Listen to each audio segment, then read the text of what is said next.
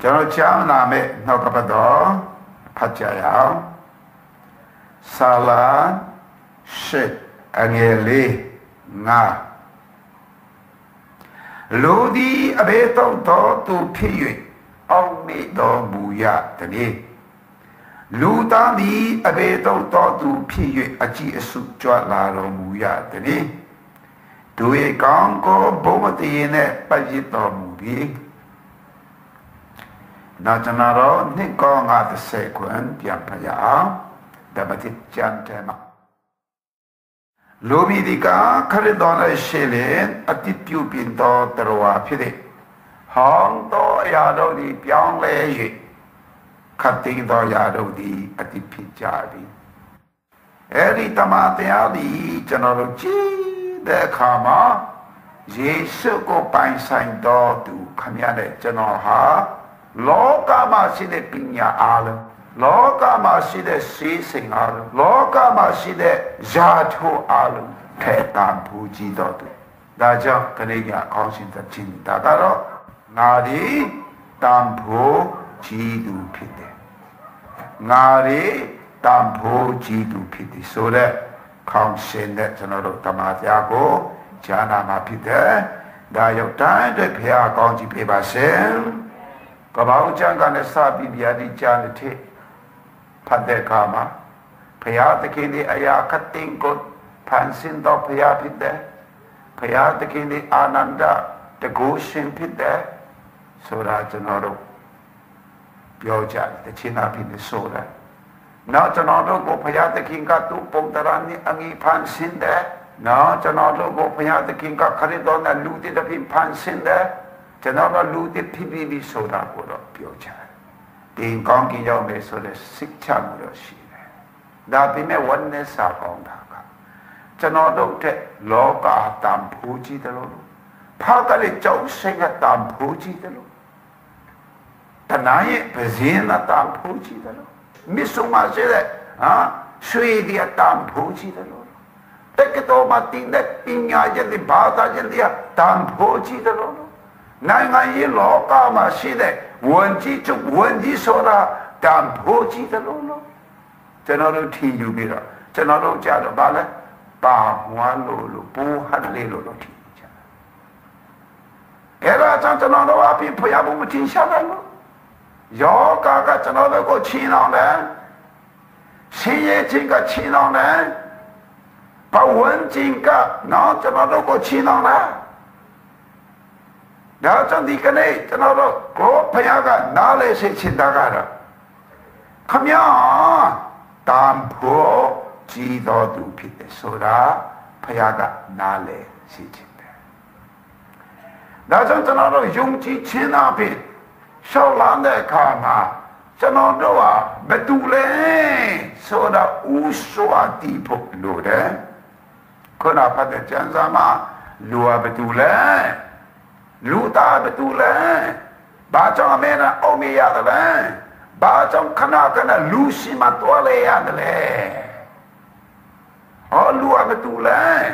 ကိုရောကဘုံကုန်တည်းနဲ့ပတ်ရတဲ့နော်လူဟာဘယ်သူလဲ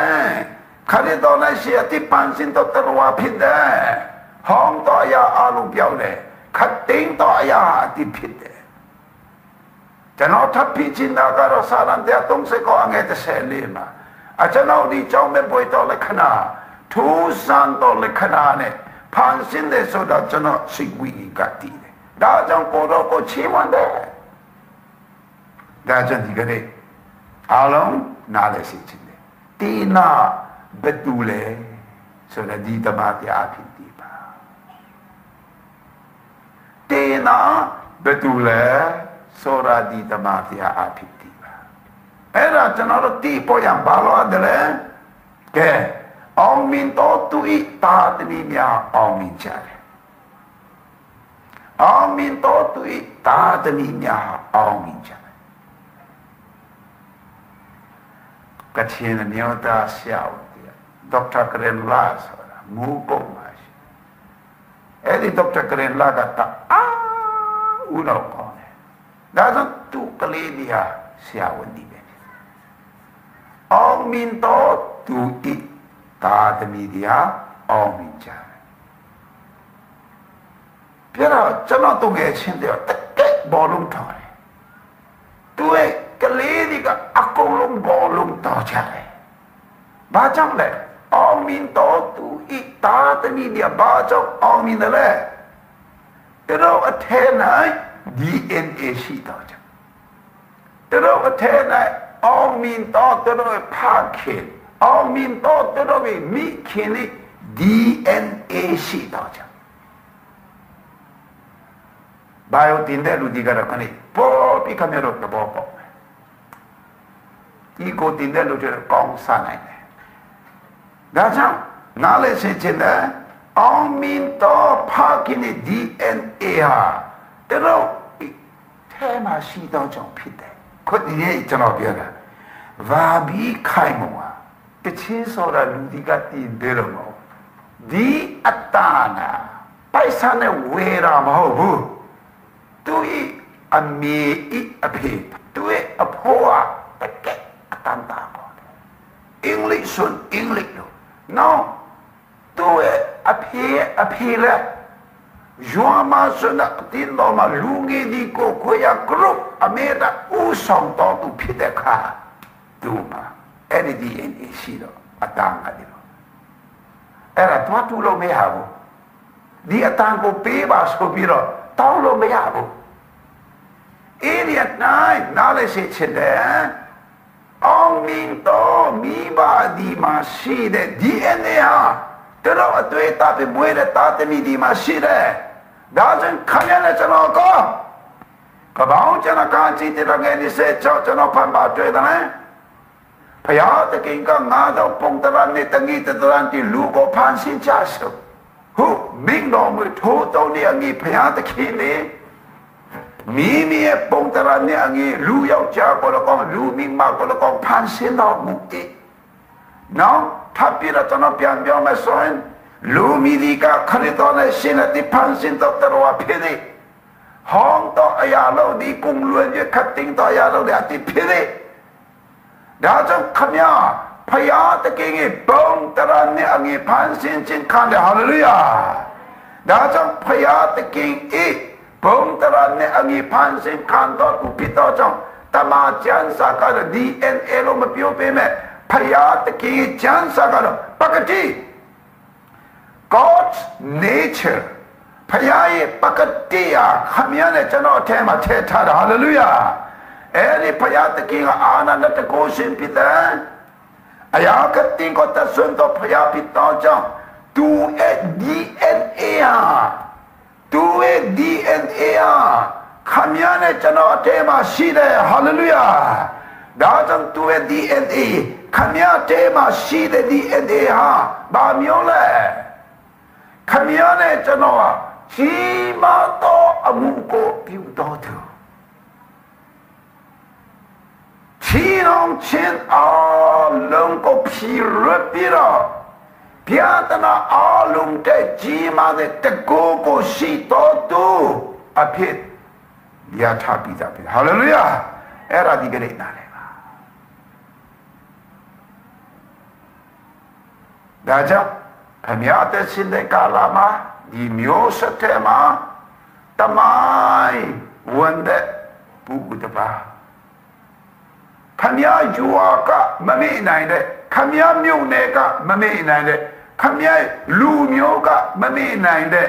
ကြီးမားသောအမှုကိုပြုတဲ့တမိုင်းဝန်တဲ့ပုဂ္ဂိုလ်တူတယောက်ဖြစ်ပေါ်ရရှင်မဒီဖြစ်တဲ့ဆိုတဲ့နာမည်ပါဘာကြောင့်လဲခမရနဲ့ကျွန်တော်ကပိုင်းတဲ့ DNA ပိုင်းရှင်ကျွန်တော်တို့ကိုပုံတရနဲ့ဖန်ဆင်းထားတဲ့ဖယားတခင်ကျွန်တော်တို့ဖခင်နာသူဤနောက်အပြပြောတော့စကားအဖြစ်အရာခတိကိုသူဖန်ဆင်းထားတယ်ကြည့်ပါငါပုံတရနဲ့လူကိုဖန်ဆင်းတယ်ဆိုတဲ့ဖယားဘာလို့လုပ်ခဲ့တယ်လဲခြေဒီချစ်စားမေတုံနဲ့ရေတော်လို့မကုန်တော့ရှိလို့ဆိုပြီးတော့ဘယ်မှာထားတယ်ကျွန်တော်တို့မြေကြောင်းတွေထိတဲ့ကအပေါ်မှာရွှေသာရှိမှ သူကြတော့လာပိမရှိတော့အကုန်လုံးရှိကြတာပဲလောလာပိမအဆူလိုက်အပြုံလိုက်နေရှိပြီးတို့လမ်းကြောင်းနဲ့တို့တွားကြတာစဉ်းစားပါနေအောင်ချီကိုလဲနော်ရောင်စင်ကိုနေဖျားပြီးသူကဖန်ဆင်းထားရှိလို့ဆိုပြီးတော့ရှိတာကျွန်တော်တို့တားချစ်တဲ့ကြိုက်တဲ့ကြည်လို့ကောင်းတယ်ပန်းဒီအားလည်းပဲပန်းနော်အယောင်ပေါင်းစုံကာလာပေါင်းစုံအမွေစံပေါင်းစုံပြီးသူဖန်ဆင်းထားတာဒီကနေ့နားလေပါဒါကြောင့်ခမည်းထဲမှာဖယားကသူပုံတရနဲ့ညီဖန်ဆင်းတယ်သူရဲ့ဝိညာဉ်ကိုလည်းပေးတော့ကြောင်းဒီဖန်ဆင်းစဉ်ဖယားတခင်ခမည်းရဲ့ဖယားခမည်းထဲမှာသူရဲ့ဒီအတရားရှိတယ်ဒါကြောင့်ဒီကနေ့ကစပြီးကျွန်တော်ဘာလို့နိုင်တယ်လဲကျွန်တော်ဘာလို့ရမလဲဆိုတာခမည်းစဉ်းစားဖို့လိုအပ်တယ်ဝန်နဲ့စာကောင်းတာကဲဒီချင်းစိတ်ချမ်းကိုရပြီးရင်ကျွန်တော်ဟာဘယ်သူလဲဆိုတာမသိကြဘူးဝန်နဲ့စာကောင်းတာကကျွန်တော်ဘယ်သူလဲဆိုတာမသိကြဘူးငါတို့ဤအားနဲ့ချင်းငါတို့နဲ့မရှိတော့အရာအတိတ်ကကျွန်တော်တို့လွန်ကျူးခဲ့တော့အရာများနဲ့ရှင်းတလာတဲ့မိသားစုမုခဆိုမတာဖြစ်တယ်လားမုခဆိုဘတာသမီးဖြစ်တယ်လားအိမ်မတမရှိရတဲ့တာသမီးဖြစ်တယ်လားပညာမတတ်တဲ့တာသမီးဖြစ်တယ်လားအဲ့ဒီဟာကိုပဲကျွန်တော်တို့စုအာယုစုဆိုင်ကြတယ်အဲ့ဒါဝန်နဲ့စာကောင်းတဲ့အရာဖယားကကျွန်တော်တို့ဟာသူ့ပုံတရတဲ့ငေဖန်ဆင်းထားတယ်ကြီးမားသောအမှုအတွက်ကြီးမားသောအလုပ်အတွက်ကျွန်တော်တို့ကိုဖန်ဆင်းတော်များလေကျွန်တော်တို့ကတာမန်အစစ်နိုင်တာအသက်ရှင်တာဒါဝန်နဲ့စာကောင်းဆုံးကျွန်တော်တို့စားလို့ရတော်ပြီဝလို့ရတော်ပြီအကျွေးမတင်ရင်တော်ပြီကောင်းကောင်းလေးနဲ့နေရတော်ပြီစေတာမန်အစစ်နဲ့ပဲကျွန်တော်တို့ကအသက်ရှင်တာဒါကြောင့်ဒီကနေ့နားလည်ပါယခုခမည်းအသက်ရှင်ခြင်းတာမန်အရှင်ကိုကြောပြီးတော့အသက်ရှင်နေလို့ကြီးမားသောအမှုကိုလုပ်မယ်လို့ဖြစ်တဲ့ဆိုတာကိုနားလည်ပါဒါကြောင့်ဖယားတကယ် DNA ပကတိကျွန်တော်၌ရှိပြီကျွန်တော်၌ကြီးမားသောပါရမီရှိပြီအောမင်တော်သူရဲ့အတွေ့အတာကျွန်တော်၌ရှိပြီအဲ့ဒီကနေ့စင်တလာရစရဒီကနေ့နားလည်ပါတတ်သိချင်တယ်ကောင်းကောင်းပဲစဉ်းစားရအဲ့တော့ခမည်းဟာဘယ်သူလဲခမည်းဘယ်ဝါလဲလူဟာအဘေတော့တော်သူဖြစ်တယ်လေလူဟာအဘေတော့တော်သူဖြစ်တော့ကြောင့်ကိုတော်အကြည့်စုကြွလာတော်မူရတယ်လေဆိုတဲ့အတိုင်းခမည်းဟာဘယ်သူလဲဖြစ်တယ်ဆိုတာတည်တဲ့အခါမှာချင်းချောက်ခံခြင်းမလုံးချုံမှုထဲမှာခမည်းမနေတော့ယောဂကလည်းခမည်းကိုမချင်းချောက်နိုင်တော့ပဝန်းကျင်ကလည်းခမည်းကိုမချင်းချောက်နိုင်တော့ရှင်ရဲ့ချင်းကလည်းခမည်းကိုမချင်းချောက်နိုင်တော့ဘူးကျွန်တော်ဟာဘယ်သူလဲဆိုတာခမည်းတည်တာနဲ့နားလဲဆက်ခြင်းနဲ့ခမည်းမှာအားနဲ့ခြင်းဥပမာပညာမတတ်ခြင်းခမည်းမှာမိဘမဲ့ကလေးဖြစ်ခြင်းခမည်းမှာမုတ်ဆိုးမဖြစ်ခြင်းခမည်းမှာညံဖြစ်သောမိသားစုကလည်းစင်တလာတော်သူဖြစ်ခြင်းအဲ့ဒီအရာကခမည်းကိုမချင်းချောင်းနိုင်တော့ဘူးဟာလေလုယာဘာကြောင့်လဲခမည်းခရစ်တော်ကိုပိုင်ကဲတင်ရှင်နဲ့ရှင်တကယ်နဲ့ပြီးယုံကြည်လက်ခံတဲ့ခါမှာခမည်းကောင်းကင်နဲ့ဒီချီကိုဖန်ဆင်းတယ်ဖယားတကယ်အင်းတော်တာကလည်းရှင်တလာတော်သူဖြစ်တယ်အဲ့တော့ Kamya pia Kong kine neji ko pansin do mu do paya pine Dago kamya tabo pao ne Ngari kan makong to tu pite Kong to ayako Di chao sing ko Di sui ko Di ing ko Di lo miao kong de ayako Pai nai ma mo mu so de Atue ko akong piao ro me Ikane nai Kani nghe era chano tabo pao Da chan kuna chano pate Ngari Chou me bui do le kana Tu san do le kana pit Pan sing kan do du pite Dawi mi chino Ngari Tu san do le kana Chou me bui do le kana chin Pan sing kan do du pite Sa dawi ka tu ko tu min de chan Kamya le ko ko min do Da chan chano o min do tu Tam po chi sung do tu pite sora Kamya mi yung tan maka Pyo so nai do me Kong balik ni sin saja. Okay, raja di gede nale ba. Tin api betul le, tin betul le, soda ti yung di maka tin api ha betul le. Dati iji le. Jangan alok sau me so ne parking betul le. Mi kin te parking ko. Jangan memang pimasan na DNA tu dalam tu bola mesin zaro. Ape, dia orang tu mi ape dia na hoke, na? Umong cilo dia na hoke, bong baru dia na hoke. Amerika madam ya. Any DNA ne kabia DNA ko sisi. Kan makan. Era. Dah imadam aji cile. Dah jam nale secin. Kamia ape betul le. พยาเจ้าแต่เช่นอาภิพยาขมีอาภิมาอุเดบุชีวันเช่นอาภิพยาดีเอ็นดีขมีมาไม่ได้บุอาสาสองสุดต้องเช่นอาภิขมีอาพยาเอ็นดีเอ็นดีไม่ได้บุคนนั้นจะรอพัดเดจันสาได้ลูมิดีกาคณิตอนสิลินอติพันเซนต์ตลอดเยซูก็ขมีอาโกปังเกติสินเนตะเกนอาภิYung chi le khandi ne Kamya Phaya taki ki Mi ta su the ma Mwe pwa chin khan to tu phit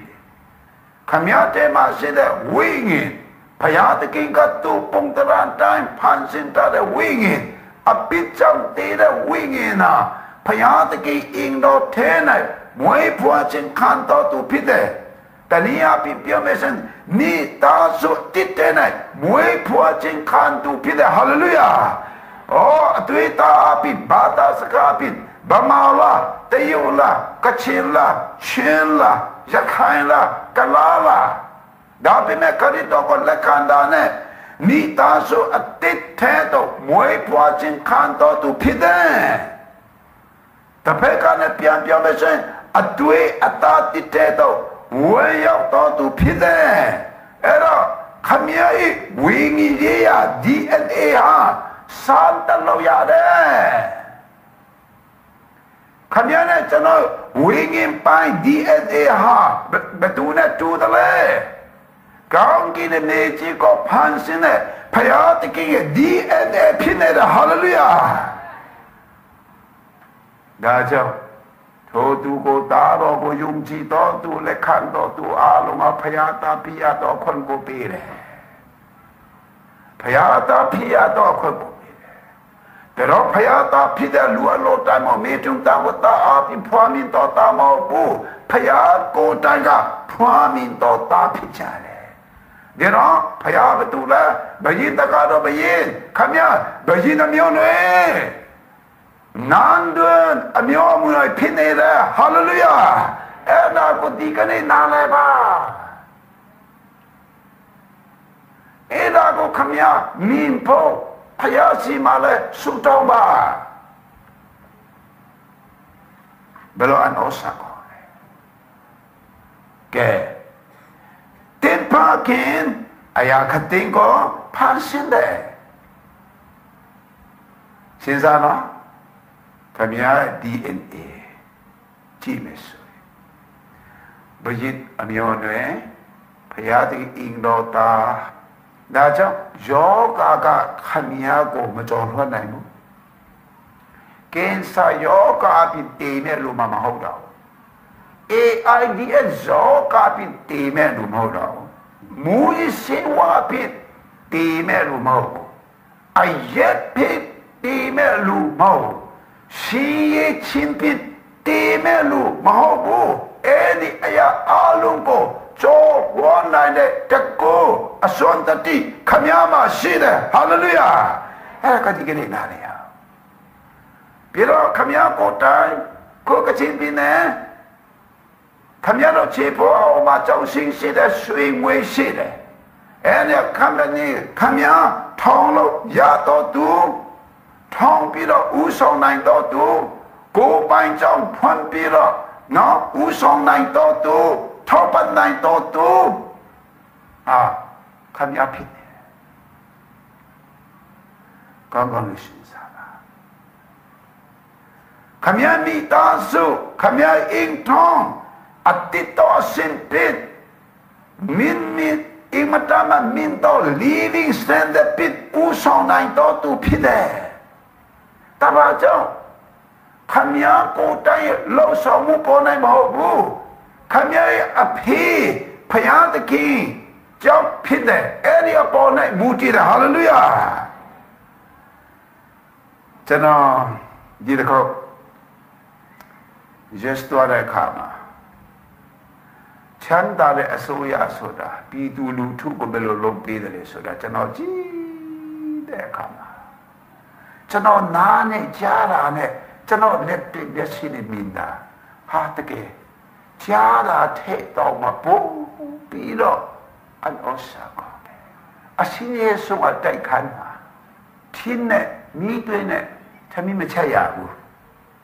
အကုန်လုံး microwave ရှိတယ် gas မီးဖို့ရှိတယ် gas တော့တိတ်မတုံးဘူးလက်စစ်မီးဖို့အကုန်ရှိတယ်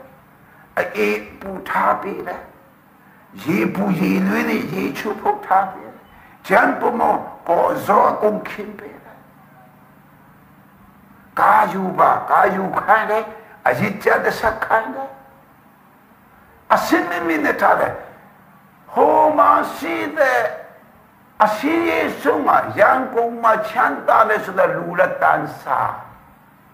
တို့တော်လုံးလားဒီကနေ့တော်တယ်လို့ဟာတချို့ကြီးကပညာမတတ်ဘူးအင်မတုံးလို့မရလို့တေးတေးရှင်းရှင်းမလေးတော့တယ်ဒီတော့ပြအဲ့ဒီကားနဲ့တော်တယ်လူဒီပဲတချို့ကြီးဒါပေမဲ့ဟိုမှာကျတော့ဒီမှာရှိနေလို့အရှင်းနေတယ်တို့ဝေလုံးနိုင်တဲ့ချင်းလာမဟုတ်ဘူးအစိုးရပေါ်မှာဒါတဲ့မင်းတဲ့တော့ဖယားတခင်ဟာလေလုယာသူရဲ့တာခမည်းဖြစ်တယ်သူရဲ့သမီးခမည်းဖြစ်တယ်နာတန်ကျွန်တော်ဖာကင်ကြောင်းကျွန်တော်ကမ်ပဏီကိုပိုင်မဲ့လို့ကျွန်တော်ကိုပိုင်ကြောင်းကိုပိုင်မဲ့လို့အင်းတော့ကအရှင်းနေနေဦးဆောင်မဲ့လို့ဖြစ်တယ်မူကြီးစေဝါနဲ့တေးမဲ့လို့မဟုတ်ဘူးဟာလေလုယာဘာကြောင့်ဖေးတူတာဆိုတာကြားဘူးလေနော်ဖေးတူတာ like father like son ဖေးတူတာဖေးတူတာဖေးကတော့တရှိရမယ်အဖေးကတော့တရှိရမယ်ကျွန်တော်ကလေးဒီကိုကျွန်တော်ကြည့်တယ်ကျွန်တော်မရှိတဲ့ဝါဒနာဒီပါရမီလေးတော်မှအကုန်ရှိတယ်နေပဲကျွန်တော်ဒါပေမဲ့ဝိညာဉ်ကြီးကကျွန်တော် DNA ကြည့်မယ်ဆိုရင်ကျွန်တော်တို့အဖေဖယားဒါကျွန်တော်တို့အဖေချောင်းကျွန်တော်တို့ဟာကြီးမားသောအမှုကိုပြုခဲ့လူတွေဖြစ်တယ်အောင်မြင်ခြင်းကဟာအခြေအနေကပေးတော့ကြောင့်မဟုတ်ဘူးအရင်နဲ့အများကြီးရှိတော့ကြောင့်မဟုတ်ဘူးနော်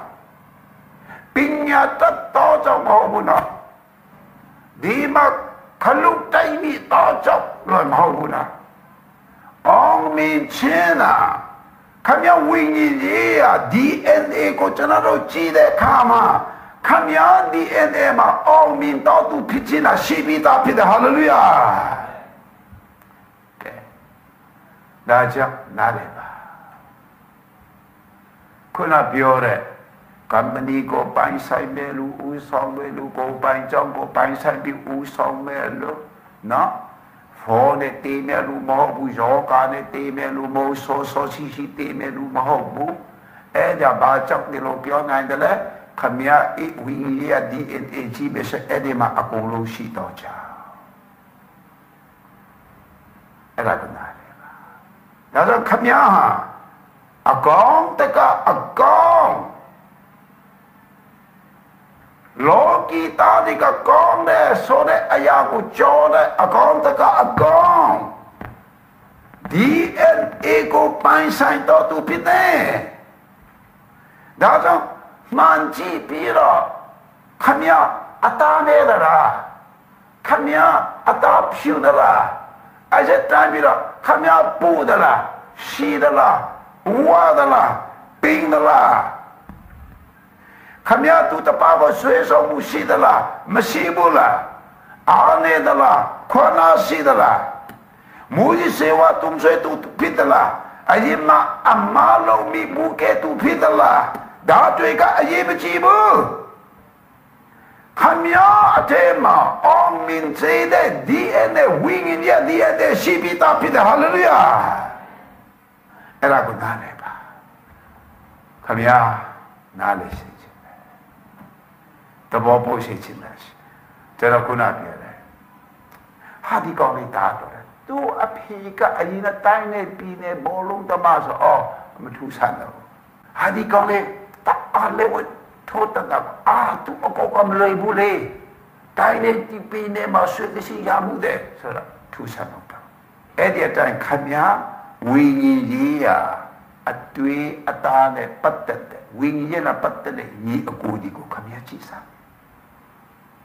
ဓမ္မဟောင်းမရှိတဲ့လူဒီကြည့်စားဓမ္မတိမရှိတဲ့လူဒီကြည့်စားယန်သူကနိုင်တော်သူများယန်သူကဖိနိတော်သူများမဟုတ်လေယန်သူကိုနိုင်ပြီးဆုံးမစေတော်သူများဖြစ်ကြတယ်ဟာလေလုယာကျွန်တော်တို့နဲ့ဒီအဲ့တူတဲ့ဒါဝိကျွန်တော်တို့ကြည့်မယ်ဆိုရင်ခြားတဲ့လည်းဖြစ်သေးတယ်တိုးထင်ကလေးပဲဖြစ်သေးတယ်သူရဲ့ကောင်းကိုလျာကိုတတ်တော်သူဘာကြောင့်ဖယားသူပဲမှာလုံလျာပါတော့ချာစဉ်းစားဆမ်ဆွန်လည်းပဲ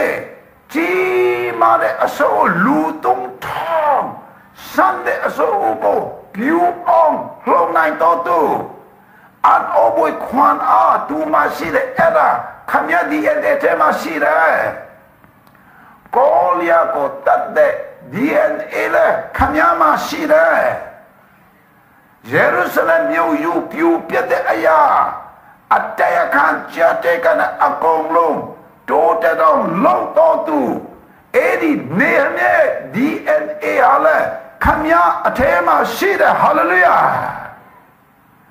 အဲ့ဒါမိမသားပဲသူလူမျိုးတဲ့အကုန်လုံးတပ်ပေါ်ပြပြီးဒါပြင်းမဲ့တတိရှိစွာပဲစီမရင်စီမတော်ဝန်ချင်းကတဲ့ခါမှာသူလူမျိုးကိုကဲတင်တဲ့အဲ့ဒီတတိယခမရ DNA မှာရှိပြီးသားဖြစ်တဲ့ဟာလေလုယာအဲ့ဒါကိုကျွန်တော်နားလည်ဖို့လိုတယ်ကောင်းကောင်းလေးကလေးစဉ်းစားပါဒါကြောင့်ခမရအထဲ၌ DNA ရှိတယ်အဲ့ဒီ DNA အောင်မြင်ရန်ကျော်လွှာရန်အောင်မြင်ခြင်းနဲ့အသက်ရှင်ရန်တင်းနာမွေးဖွားခဲ့သည်အတိတ်ကဖန်ဆင်းခြင်းလက်ခံနိုင်ဒါကြောင့်ကိုလက်ရှိပြဒနာအဖြစ်ပြဒအရေးမကြီးဘူး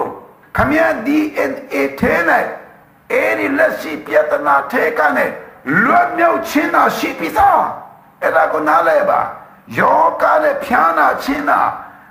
ရာရှိပဲခမရကိုအရှင်နဲ့ချင်းတော်မဲ့ရမဟုတ်ဘူးခမရ DNA ထဲမှာရှိတဲ့အရာ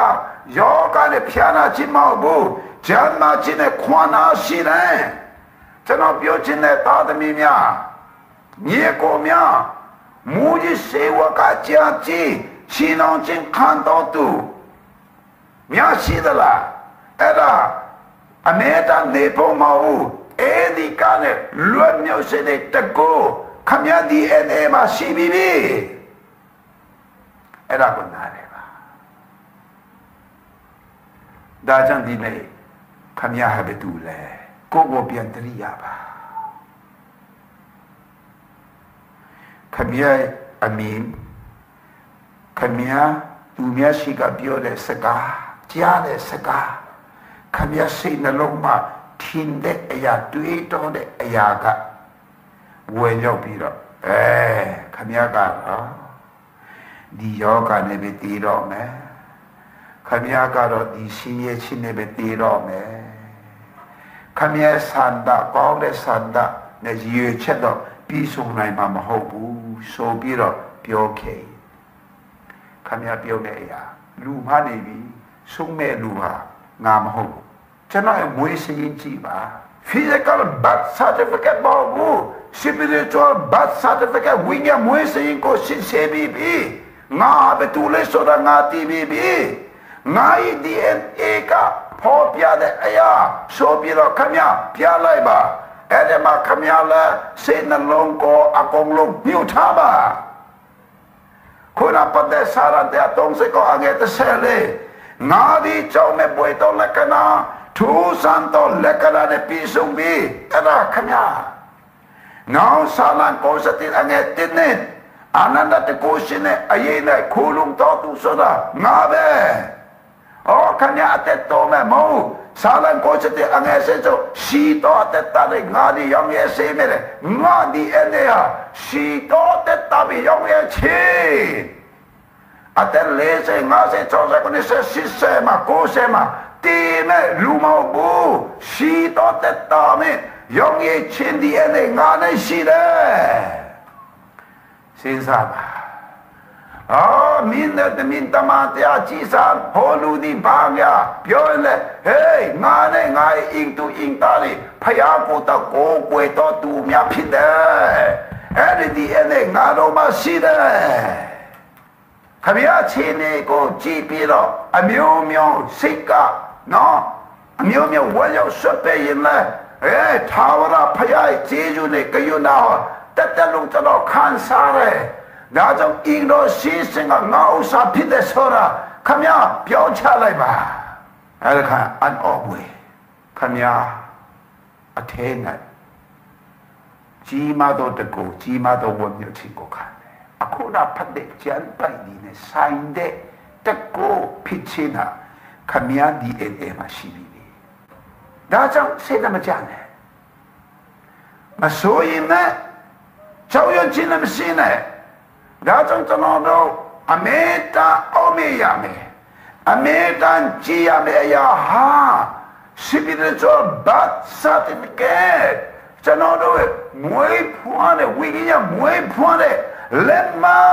ကိုကြည်ပေါ်လို့တဲ့ hallelujah ဒီမတူလေခမရဒီအဲ့ဒီမှာဘာဒီရှိတယ်လဲ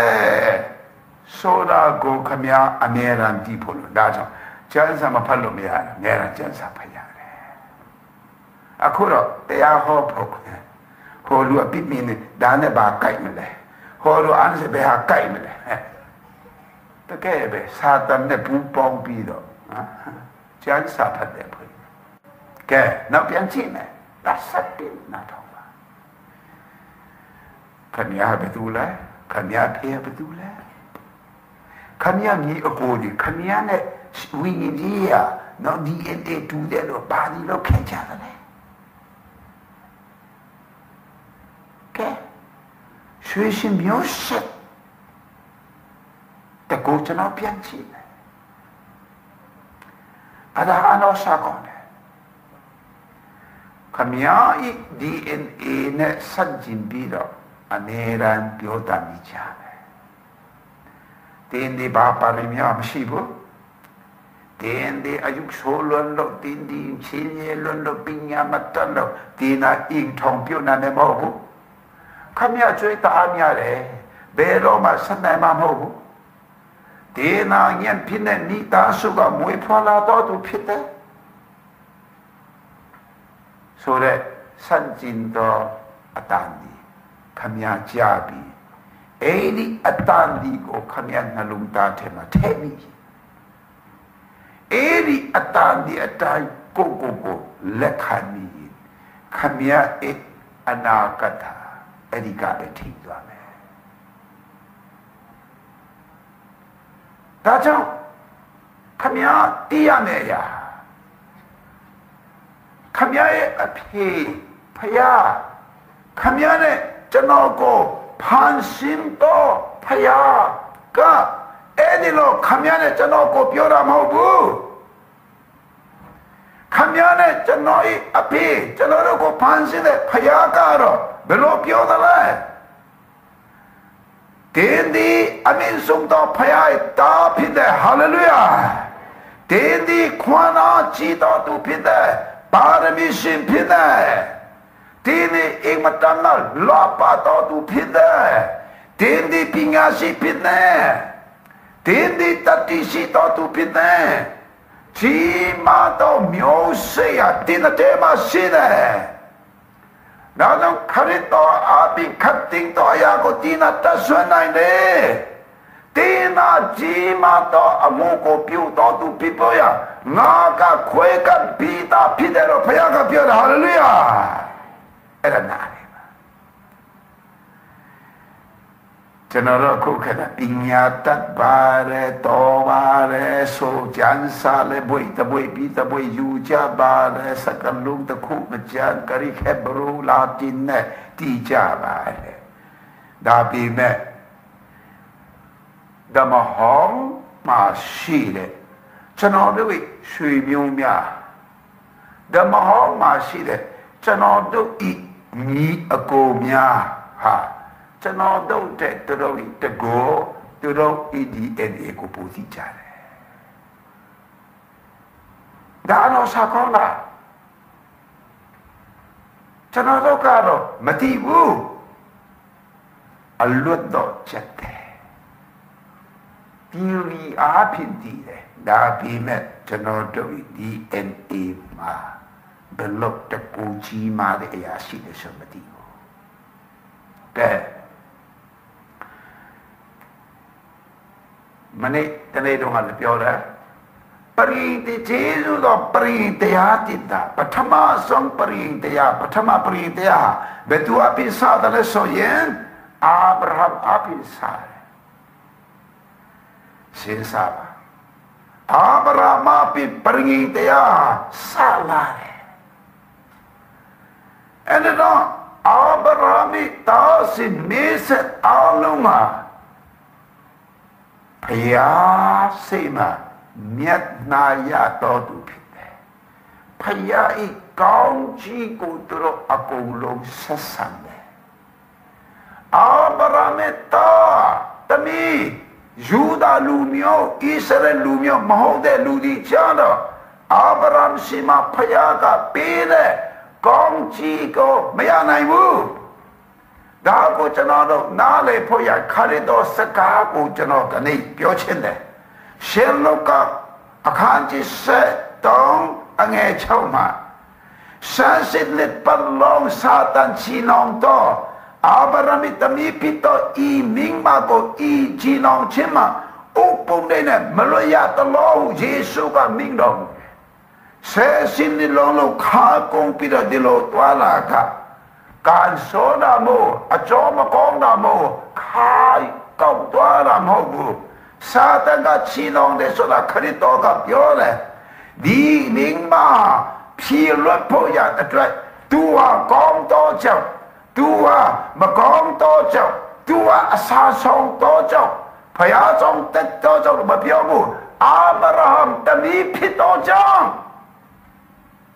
စဉ်းစားပါ DNA အာဗြဟံတမီဖြစ်တော့ကြောင့်စာတန်နဲ့ချင်းအောင်ချင်းကနေမပြေရရဘူးလားဒါကြောင့်အာဗြဟံနဲ့တမီဖြစ်တော့ကြောင့်撒旦的气囊亲嘛，热妙的，哈利路亚！那种爱的明嘛，满到米大树嘛，拉到明嘛皮的。tu mai anangin cindi tu mai DNA tena shide jama yan tuye akhonde ye ya tuye DNA tema shide da chao Yesu ka jama shide da pi me na le ba chano ro tapa myo ta phit ba de tau to le wa ka tai nai khari to ate khan pi ta chu pi nau pan pian tha le kha ma Abipyatana alung pesha pere. Janara abit alung ko tawara atwe. Konlo pere. Eri konlo pita jong janara era yungji de lu alung ha. Payati kinka Abraham ko pyangma chin pere tay. Janara le pyangma chin ko payaga pere kama. Abraham amyo pipiro. Kadi dore sain to abue ko khan to tu mya pide. Hallelujah. Kalati do. Sesama. Tapi kalau ma Abraham kau ci mingkala tene solan ci sura pia lu do si te do wenga me. Abraham amui ko tu do kwa khansa do tu mya phit de. Da chang chan ma chin DNA kamya ma si bi Satan chi nong chi te ka ne lön myo de DNA kamya ma si de. Hallelujah. Da chang 내가 이나 무다고 용기 지나빈 마도안에로 디네 피해 이제다마 디네 피해 빙사 디나 암용인데 니다수가 무에라래 소라리고 매용내로 예수 그리고 가면 용기 렉한다네 에디가 르묘비로 잔마도 아우민도 DNA고 가면 바이비 나 알아서 가수비대 나 전이게 라데 강지 칸사얀 르묘얀 잔마얀 원묘얀 아콘 에이 가면마시데 맞아네 가면마 DNA 시도자 파야 DNA 브라노 사건 Now to pick me on, now let me come here, Tampo, Chito, to Pide, Sopoto, Popoyan, come here, Kwana, Chito, to ye, come Pide. I know Sakonaka era. Come here, Imatama, Kwana, Chito, to ye, come Pide. They are the G, Matsa, Kanji, Chop, and a senator of Paye. Payat, Kiki, Gong in the man, Kidon Simalare. Below the Lakidongo, Kwana to a chin to ye, Tower Payadi Tina to Shiro Mu Iu Piore. Ha! Kidon Garo, Betugo Piodane? Betuga to ye gole, who? Tin gong tin. Bajole, tu ne sanjim pepite. Tua, Mideran Lumioco, Chow Low, no? Sapa nede ni amato, sapa manebe ne, sapiti nede ni ama sepagulani na. Takimshi. Dapat me payat kingaro, kona jito achinto yelo kone. Eri chingma kidong kado, takimshibu, kona ne chingko be kansane. Eri chingma payat kingaro. Kwana Chito to ye kong sopiro call at time. Jaku, Kamiale, Kamiate Maside DNA. Wingy ya, Kamia, Puan in the Muesi in Chide, come area of Chide Payaka, Kwana Chito to ye kong sopiro Payaka, Kamiako call it, hallelujah. Jaku, let's see, Kamia, Chow to, sewing to Pinane. Dapat me payaka kwana Chito to ye kong supira konera. Kamyaka da kuwa siye totu, masungin totu, matasun nain totu lo kopi me payata kinga do kamyako tasun nain totu supira konera. Ba chong le kamyadi et ego chipira. ဒါကြောင့်ခုချိန်ကစပြီဒီနေ့အောင်နေချင်းခမရဆိုရင်ချင်းအာလုံးကိုကြော်တော့ဖခင်ကပြောတယ်အော်ဟုတ်တာပဲကျွန်တော်ခွန်တော်ချီတော့တေကောင်းပဲကျွန်တော်ကိုချီလို့တဲ့မူရစေဝအားလုံးကပဲကျွန်တော်တဲ့ခွန်တော်မကြည့်ဘူးပဲဒီအကျွေးဒီပြဿနာတွေကျွန်တော်တဲ့ခွန်တော်မကြည့်ဘူးပဲဆိုပြီးတော့ခမရကျွေးကြောပါကိုလည်းခွန်အားကြည့်တော့သူရဲ့ကောင်းတဲ့ကိုမြင်ပါဖခင်နဲ့သဘောတူရမယ်ဖခင်ကတော့ခမရဒီအနေခမရဝိညာဉ်ရဲ့မွေးစရင်ကိုကြည့်ပြီးတော့ခွန်အားကြည့်တော့သူရဲ့ကောင်းနေမြင်တယ်ရှင်မင်းနဲ့တာရှင်မင်းနဲ့တမီဘယင်းနဲ့တွေ့တာမှရှိတဲ့ DNA ခမရမှရှိတယ်ဒါကြောင့်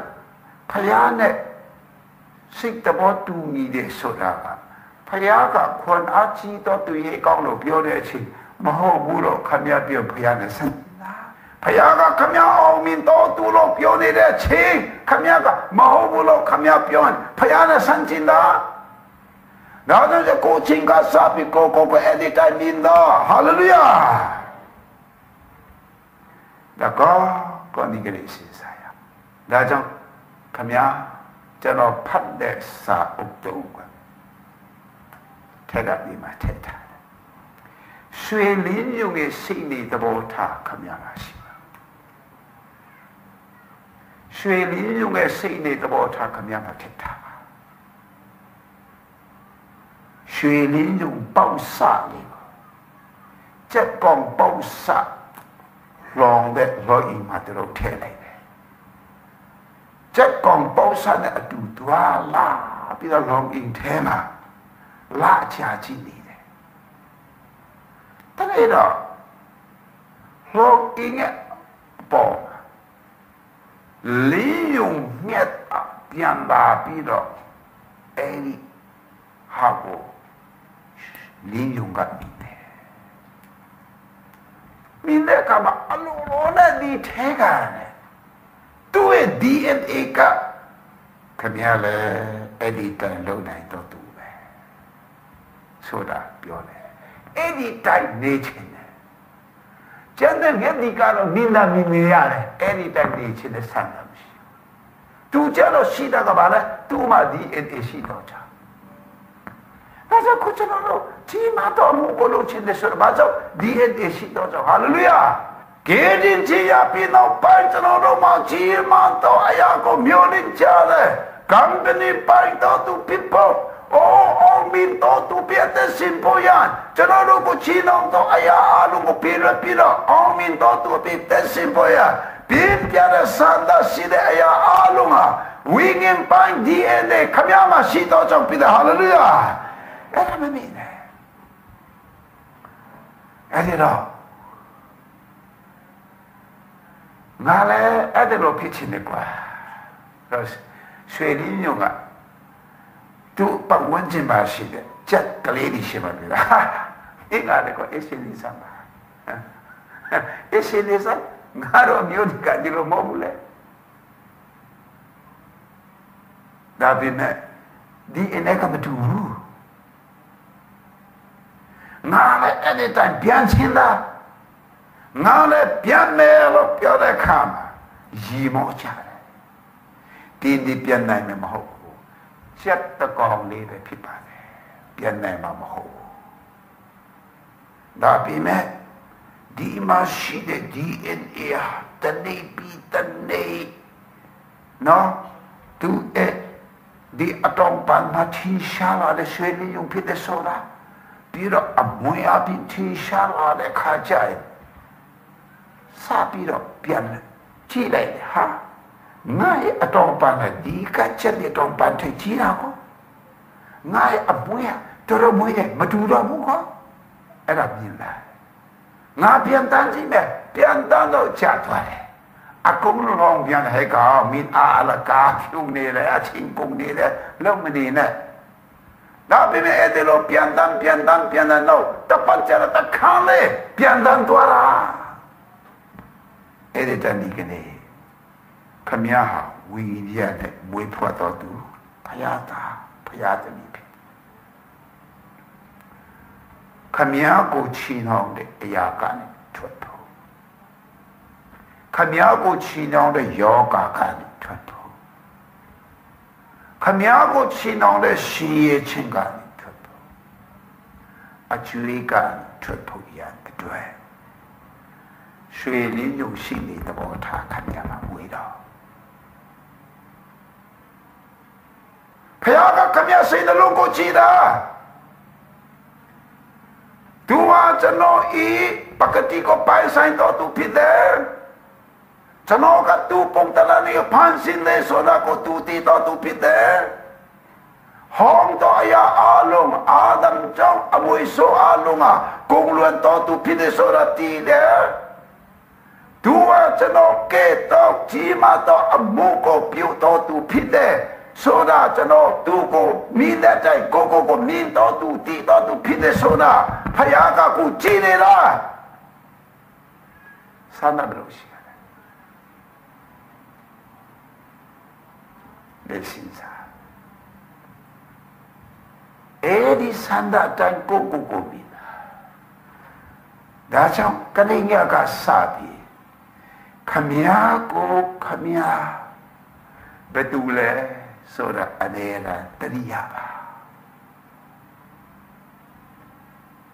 ခမည်းပတ်ဝန်းကျင်နဲ့နေတော်သူများခမည်းကိုအနောက်ဆက်ပြီးတော့အရာများပတ်ဝန်းကျင်ကပြောတော်စကားများခမည်းဒီအနေနဲ့စံကျင်တဲ့ပြောတဲ့အရာရရှိခမည်းရည်ဆိုင်နေတဲ့အရာဒီအားလုံးကဖယ်ရှားလိုက်ပါဖယ်ရှားပါဒါဝိမင်းကြီးကဘာမှမလုပ်ခဲ့ပါအကျွန်တော်ဒီကြောင်းနဲ့ပွေတော်တဲ့ခန္ဓာထူးဆန်းတော်တဲ့ခန္ဓာပြီးဖန်ဆင်းနေဆိုတာဒီဒါကြောင့်ကိုတော့ကိုချီးမွမ်းတယ်သူတည်တယ်ဟာလူဟာဘယ်သူလဲဘာကြောင့်ကိုတော့အမေကအုံးမိနေရတယ်လူဟာဘယ်သူလဲဘာကြောင့်ကျေးဇူးကြွားတာဟာအဲ့တော့ဘယ်လိုပြန်နေလဲသူရဲ့ကောင်းကိုဘုမတီနဲ့ပတ်ကြည့်တယ်သူရဲ့ချေပေါ်ရတဲ့အရာကတိကိုချက်ထားတယ်သူထင်ကလေးဖြစ်တယ်နဲ့ဖယားကမြင်တဲ့တိုင်းသူကိုသူမြင်နေဖယားကသူပုံတရနဲ့ပန်းကျင်တာတဲ့ဖယားပကတိသူမရှိတဲ့အရာလက်ကူကလည်းကောမတဲ့ဒီဖယားဒီတဲ့သူမရှိတဲ့အရာကိုသူမြင်နေအဲ့ဒီတိုင်းသူကျွေးတော်တဲ့အဲ့ဒီတိုင်းကိုလက်ခံတဲ့ကောင်မကြီးမားသောအမှုကိုပြုတော်သူဖြစ်တဲ့ဟာလေလုယာဒါကြောင့်ဒီနေ့ကစပြီးခမည်းလေရွှေလင်းရုပ်ရှိတဲ့သဘောထားခမည်းမရှိပါဒါဝိမင်းကြီးရှိတဲ့သဘောထားခမည်းမရှိပါခမည်းအောင်မင်းတော်ရွှေရှိမျိုးဆက်မှရှိတဲ့နာတို့ဖြစ်တယ်ဒါကြောင့်နာနဲ့ထားတဲ့အခါမှာဒီဝိမင်းကြီးက birth certificate spiritual birth certificate ကိုကြည့်ပါခမည်းဘတူလေဆိုတာကိုအမေတာအောင်မေဖို့ရတီဖို့ရအဲ့ဒါကိုဖတ်ပြီးနှလုံးသွင်းပါနှလုံးသွင်းပါ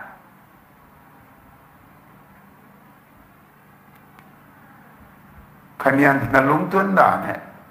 ဘေဒုံကလွတ်မမတိလွတ်တော့ဘေဒုံကကျန်မမတိခမည်းကျန်မာတော့ဘေဒုံကဥက္စာတူပွားမမတိခမည်းဥက္စာတူပွားလာတော့မယ်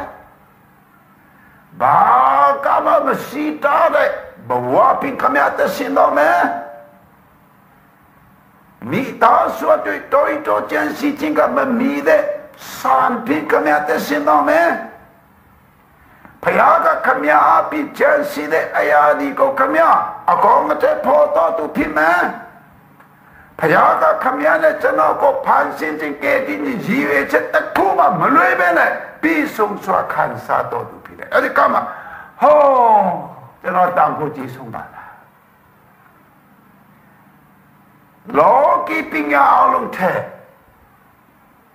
ရာထိုးအလုံးထဲရှိစိန်အလုံးထဲကျွန်တော်တန်ဖို့ကြည်ဆုံးပါလားဆိုတာခမညာခံစားမယ်ဖယားကိုပဲနေတန်ချီးမွမ်းတော့မယ်အဲ့ဒီလိုခမညာဖြစ်နေတယ်အဲ့ဒါကိုဒီနေကစားပြီးသဘောပေါက်ပါဒါကြောင့်တတ်တယ်ဖယားကောင်းကြည့်ပေးပါစေ